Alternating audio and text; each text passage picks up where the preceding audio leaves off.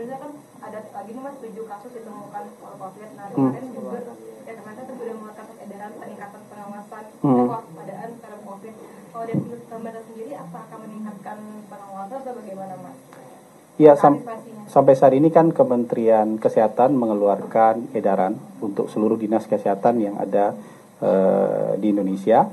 Ini bentuk kewaspadaan. Karena kita sadar di beberapa negara tetangga ada peningkatan kasus COVID lagi. Di negara kita juga ditemukan beberapa kasus positif. Yang tertinggi mungkin minggu ke-19 kemarin 3,68% positivity rate-nya. Jadi kalau dari 100 orang diuji spesimennya ada 3,68 atau hampir 4 orang yang terindikasi positif. Ini bentuk kewaspadaan, ya. Jadi mungkin bisa mengingatkan kita kembali ke protokol hidup sehat yang pernah kita jalankan beberapa waktu lalu tahun 2020 sampai tahun 2022, 2023, misalnya kembali membiasakan mencuci tangan, ya, membiasakan diri kalau badan gak enak atau flu kemudian menggunakan masker supaya tidak menulari orang lain. Belum tentu itu COVID, tapi ini lebih bentuk kewaspadaan. Dan membiasakan diri lagi kalau ada gejala-gejala gak enak badan, pusing, flu, sakit tenggorokan, periksakan diri ke dokter supaya nanti kita bisa deteksi bagaimana penyebarannya yang ada di negara kita. Bagaimanapun kalau sudah ada di negara tetangga peningkatan kasus, kita kan juga harus mulai waspada. Walaupun hari ini kita ngelihat semua masih berjalan baik, kita masih berjalan normal, ini lebih kepada meningkatkan kepedulian kita lagi soal membiasakan kembali hidup sehat, cuci tangan, ya, kemudian hidup bersih, hidup sehat, berolahraga, pola makan sehat. Kalau badan gak enak, pakai masker, kurangi interaksi dengan orang kalau badannya lagi gak enak, atau kalau betul-betul gak enak, periksakan diri ke rumah sakit atau ke dokter supaya bisa diketahui lebih lanjut. Jadi ini bukan buat nakut-nakutin, ya, ini bukan buat menakut-nakuti, tapi harus waspada wajib. Ya, karena kita sudah pernah melewati pengalaman seperti ini, maka waspada itu wajib. Gitu. Pak, ya. Isu reshuffle itu apa itu? Isu reshuffle Pak, ini sudah agak. Ada menteri-menteri yang saya siap berhentikan gitu.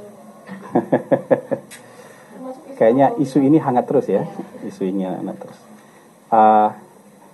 Lagi-lagi saya mau menyampaikan kepada teman-teman, semua informasi yang beredar di luar tentu sifatnya masih spekulasi, ya kan?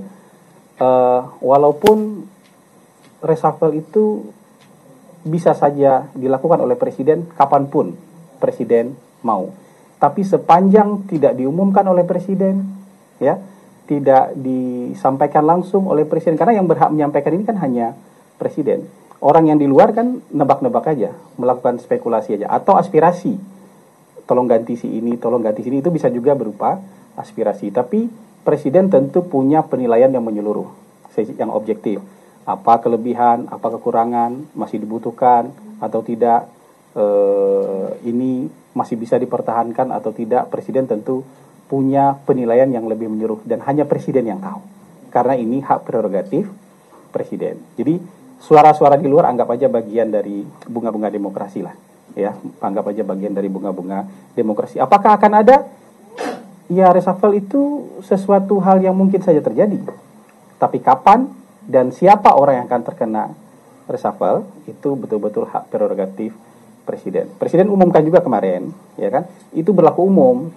Jadi kalau tidak bisa mengikuti apa yang diinginkan oleh presiden sesuai dengan tugas mandat, atau tidak bisa menjalankan pemerintahan yang bersih, yang tidak korupsi, yang tidak mencuri uang rakyat, ya